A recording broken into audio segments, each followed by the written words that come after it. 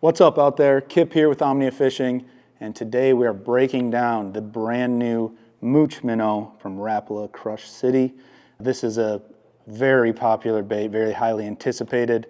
People knew about this bait last year before it was even announced, and it's got a reputation for it for sure. Won hundreds of thousands of dollars already on the BPT and Elite Series.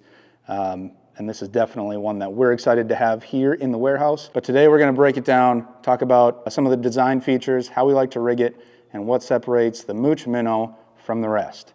So this is a TPE plastic, so extremely stretchy, very high floating as well, which gives it, when you're hanging it especially, this is one of our favorite ways to rig it right here. Just on a ball head jig. This would be your Demiki rig, hover strolling type presentation. But on a rig like this, that floating material keeps it parallel in the water column, makes it very lifelike. And this is probably the most popular way to use it. But we've got a couple other sneaky ones coming up. But a couple things that you can do to this bait. So fishing it stock out of the package like this, it's got 2 appendages on the back there. And that is going to be the maximum action that you're going to get out of this bait. Maximum not meaning that this thing has a huge kick to it. It's actually got a really tight roll if you're just swimming it through the water column. But you can see the appendages are very small. It's not going to be in a big aggressive kick. So this is going to be the maximum action, like I said. But one thing that, I watched a video on Jacob Wheeler talking about this bait, and one of the design features about this tail is that he wanted you to be able to modify it. So you can clip either this top appendage or bottom appendage off and completely change the action of this bait. So if you clip that top one off, you're just going to get a very tight kind of wobble in the water column. If those fish are very pressured, and if it's a super clear fishery, you can modify this bait by just snipping off the top or bottom appendage and get a much more subtle action. You can also clip both of these appendages off, and then it becomes basically just a pintail, similar to the spunk shad, and it has almost no action. So think about those modifications when you're rigging it on a ball head jig. If you're hover strolling, mid-strolling, obviously one of the more popular ones for this upcoming 2025 season. The next way we like to rig this bait is a finesse swim bait. So you could definitely do that with this ball head jig as well. But if you want to get a little bit more lifelike, add a jig with some eyes to it, you can retrieve this on a straight retrieve, and like I said, it's going to have that kind of rocking action. It's not going to be an exaggerated kick.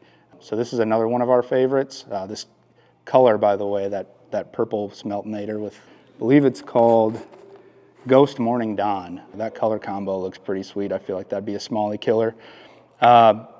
Next couple, a drop shot. So again, this TPE floating material, it doesn't look great right now, but when you get that in the water, this is going to sit perfectly perpendicular to your line here. Really lifelike movement to it. We actually put it in the tank on a jig head, but it has a ton of up and down action, not a ton of side to side.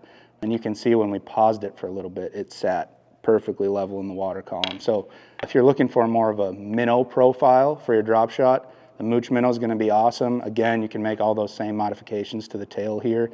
If you leave it stock, it's going to fish a lot like the swim bait type plastics that have got popular on a drop shot the last few years, like a Hazardong shad, the Party Minnow by 6 cents. It's going to fish is very similar to that. So another cool way to rig that bait.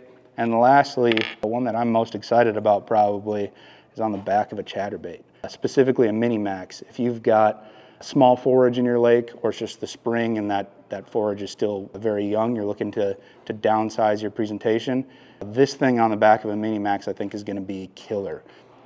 Typically I don't like a paddle tail style bait on the back of a ChatterBait. Kind of interferes with the natural action of that bait. But this, again, with these small little appendages, is just going to cause the bait to be unstable, I feel. So you're going to get that erratic hunting action out of the ChatterBait still in a nice package that's going to last forever, especially if you add a dab of super glue to this. So a couple of cool ways to rig the new Crush City Mooch Minnow from Rapala. So we're excited to get this thing out on the water in the 2025 season. Grab them while you can. We've got them in stock right now at omniafishing.com.